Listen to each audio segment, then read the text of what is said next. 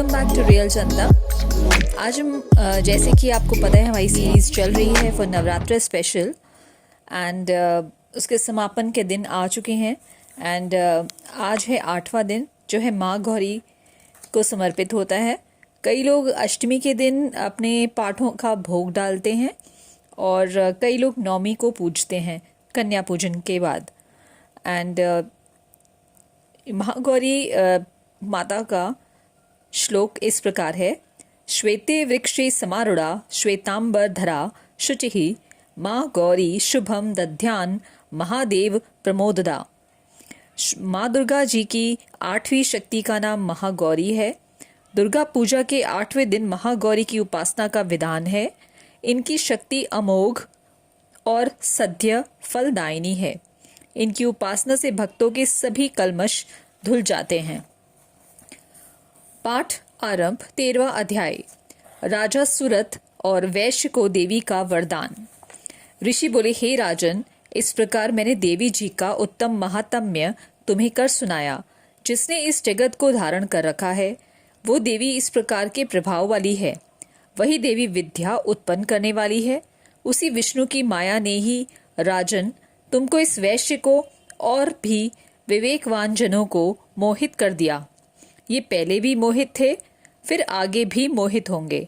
इसलिए हे महाराज, तुम उसी परमेश्वरी की शरण में जाओ, क्योंकि वही देवी आराधना करने पर मनुष्यों को भोग, सुवर्ण एवं मोक्ष आदि प्रदान करती हैं। मार्कंडेय ऋषि बोले, कौशिक जी, इस प्रकार ऋषि की बात सुनकर राजा सुरथ ने उत्तम व्रतधारी महाभाग मेधा ऋषि को प्रणाम किया तथा ममता और राज्य आदि के हरण से दुखी होकर तत्काल ही वो राजा तप करने चला गया।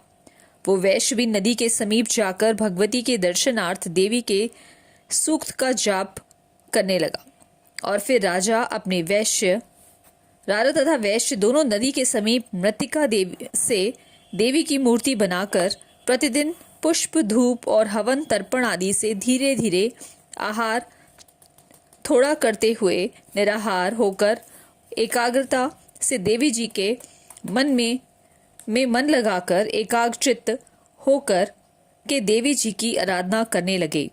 उन दोनों ने बलि प्रदान के समय अपने अंगों के रुधिर का प्रोक्षण किया। इसी प्रकार संयम पूर्वक 3 वर्ष पर्यंत आराधना करते रहे। तब तो जगत को धारण करने वाली देवी ने प्रत्यक्ष होकर दर्शन दिया और तब राजा ने चंडिका दी। देवी जी बोली, हे राजन कुलनंदन, तुम दोनों जिस अभीष्ट की प्राप्ति के लिए मेरी प्रार्थना करते रहे हो वो मुझसे मांगो। मैं प्रसन्न हूँ, तुम्हें सब कुछ दूंगी। मार्कंडेय जी बोले, तब राजा ने तो दूसरे जन्म में अक्षय रहने वाला राज्य मांगा और इस जन्म में शत्रु सेना का बलपूर्वक नाश करके फिर अपने राज्य की प्राप्ति का वर मांगा। वैश्य का तो चित्त संसार से खिन्न हो चुका था, इसलिए उस बुद्धिमान ने उस ज्ञान का वर मांगा जिसके द्वारा संसार की अहंता, ममतात्मक आसक्ति नष्ट हो जाए।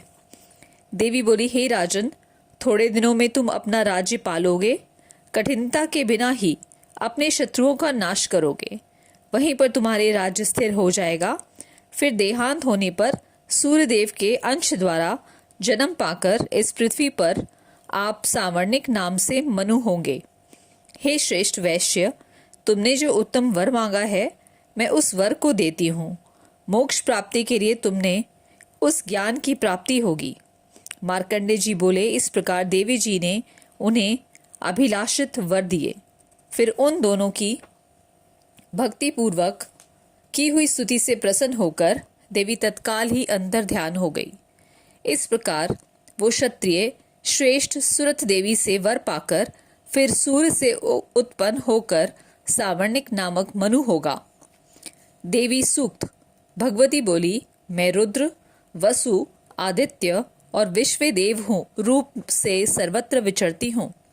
मित्र, वरुण, इंद्र, अग्नि और अश्विनी कुमारों को भी मैंने ही धारण कर रखा है। सोम, याग, विश्वकर्मा, सूर्य और ईश्वर नाम के देव मैंने ही धारण कर रखे हैं। जो देवताओं के उद्देश्य से प्रचुर हवि युक्त सोम यागादि का अनुष्ठान करते हैं, उन यजमानों का फल मुझ में विद्यमान है।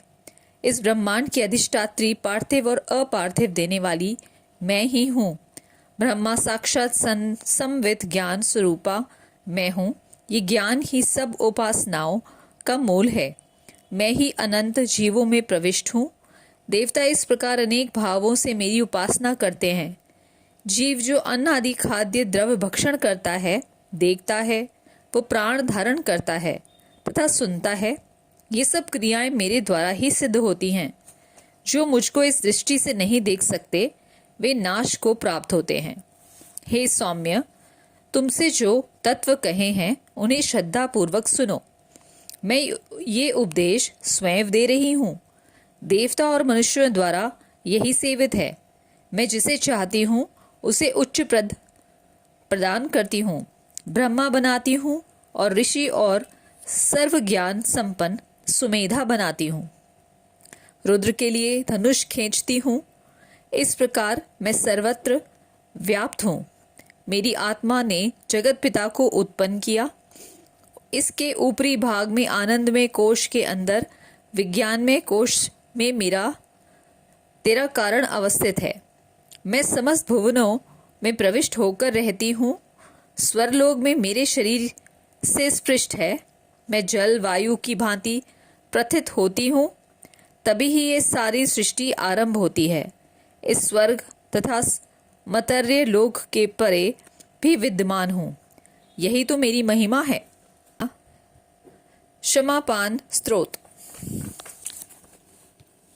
माता, मैं मंत्र, यंत्र, स्तुति, आवाहन, ध्यान, स्तुति कथा, मुद्रा करना कुछ भी नहीं जानता हूँ।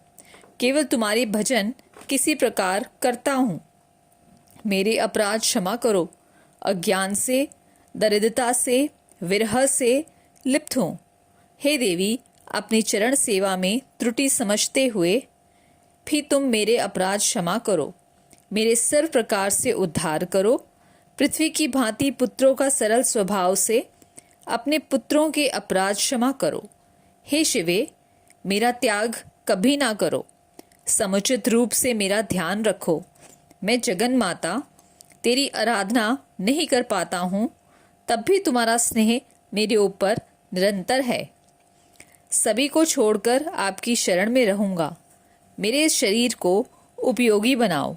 हे माता, यदि आपकी कृपा मुझ पर ना हुई तो मैं बिना सहारा इस जगत में उदर पोषक ही बना रहूँगा। स्वपाकी, जलपाकी, माधुपाकी होकर मैं निराश्रित रहूँगा। चिरकाल तक कोटि स्वर्ण मुद्रा की इच्छा रखता हुआ तुम्हारा चिंतन करूं। हे जननी, जपनीय जप विधियों का कैसे ज्ञान करूं। चिता की भस्म लेप कर, हलाहल विष का पान कर, दिशा का वस्त्र धारण कर, जटाधारी बना कंठ में सर्पों को लपेटे, पशुपति शंकर के पति वाली कपाल हाथ में लिए भूतेशों की पालन करने वाली जगदीश की पदवी देने वाली है भवानी। तुम्हारे शरण में फल मिलेगा। न मोक्ष की आकांक्षा है, न संपूर्ण वैभव की ही इच्छा है, न मुझे ज्ञान की उपेक्षा है। शशिमुखी की सेवा करता रहूं, यही इच्छा है और कोई भी इच्छा नहीं है।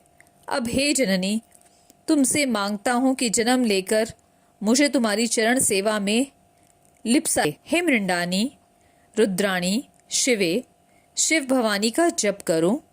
हे श्यामे, तुम यदि किंचित मात्र भी मुझ अनाथ पर कृपा कर दो तो मेरा कल्याण हो जाए। तुम्हारा भजन करता रहूं। हे दुर्गे, दया करने वाली, मैं भूख प्यास के वशीभूत होकर भी तुम्हारा स्मरण करता रहूं। अब हे जननी, तुमसे मांगता हूं कि जन्म लेकर मुझे तुम्हारी चरण सेवा में लिप्सा रहे। हे मृंडानी, रुद्राणी, शिवे, शिव भवानी का जप करूं। हे श्यामे, तुम यदि किंचित मात्र भी मुझ अनाथ पर कृपा कर दो तो मेरा कल्याण हो जाए। तुम्हारा भजन करता रहूं। हे दुर्गे, दया करने वाली, मैं मूर्ख प्यास के वशीभूत होकर भी तुम्हारी स्मरण करता रहूं। हे जगदम्बे, इससे विचित्र बात क्या हो सकती है। कि तुम अपनी कृपा से मुझे परिपूर्ण कर दो। अपराधी जानते हुए भी हे माता, मेरे जैसे उपेक्षित पुत्र को भूल मत जाओ। मेरे समान पापी इस संसार में कोई नहीं है। तुम्हारे समान पापों को हरने वाला कोई नहीं है। ऐसा जानकर हे महादेवी, तुम तो उचित समझो वैसा करो। सिद्ध कुंजिका स्तोत्र। मंत्र। ओम ऐं ह्रीं क्लीं चामुंडाय विचे। ओम ग्लौं हुं क्लीं जूं सः। ज्वालाय ज्वालाय ज्वल ज्वल प्रज्वल प्रज्वल। ऐं ह्रीं क्लीं चामुंडाय विचे। ज्वल हम सम लं शम फट स्वाहा। कुंजिका स्तोत्र। शिव स्वरूपिणी, मधुकैटम नाशिनी, महिषासुर घातनी और शुंभ निशुंभ नामक दैत्य को नष्ट करने वाली आपको नमस्कार है। हे महादेवी, आप मेरे जप को सिद्ध करें। आप ऐं रूप में जगत की उत्पत्ति, ह्रीं रूप में पालन, क्लीं रूप में संहार करने वाली, चामुंडा रूप से चंड नामक दैत्य का वध करने वाली, ये स्वरूप से भक्तों की अभीष्ट वर देने वाली, विच्चय रूप से अभय प्रदान करने वाली, नवार्ण मंत्र स्वरूप वाली हे जगदम्बा, आपको नमस्कार है। धाम धीम धूम स्वरूप धुर्जटी शंकर की पत्नी, वाम वीम वूम स्वरूप वागु वाणी की अधीश्वरी सरस्वती, क्राम क्रीम क्रूम रूपिणी कालिका, शाम शीम शूम स्वरूपिणी शांति देवी मेरा कल्याण करे। होम होम स्वरूप वाली हुंकार रूपिणी देवी, जम जम जम स्वरूपिणी जम्बनादिनी देवी तथा भ्राम भ्रीम भ्रूम स्वरूप वाली भैरवी भद्रा तथा भवानी, आपको नमस्कार है, बारंबार नमस्कार है। अम कम चम टम तम से कुरु कुरु स्वाहा तक पाठ करें।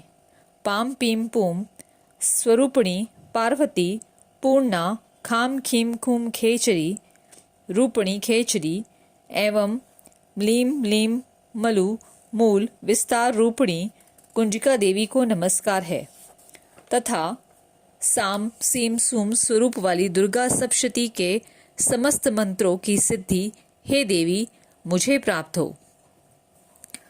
नवरात्रों में कन्या पूजन।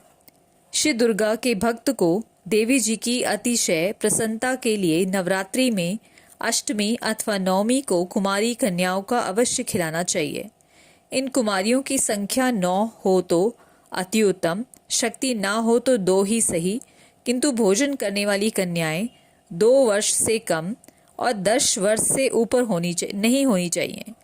2 वर्ष की कन्या कुमारी, 3 वर्ष की कन्या त्रिमूर्ति, 4 वर्ष कल्याणी, 5 वर्ष की रोहिणी, 6 वर्ष की कालिका, 7 वर्ष की चंडिका, 8 वर्ष की शांभवी, 9 वर्ष की दुर्गा तथा 10 वर्ष की कन्या सुभद्रा के समान मानी जाती है।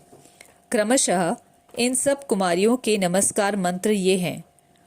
कौमार्यै नमः, त्रिमूर्त्यै नमः, कल्याण्यै नमः, रोहिण्यै नमः, कालिकाय नमः, चंडिकाय नमः, शांभवाय नमः, दुर्गाय नमः, सुभद्राय नमः।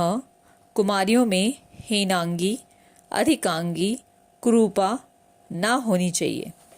पूजन करने के बाद जब कुमारी देवी भोजन कर ले तो उनसे अपने सर पर अक्षर छुड़वाएं और उन्हें दक्षिणा दें।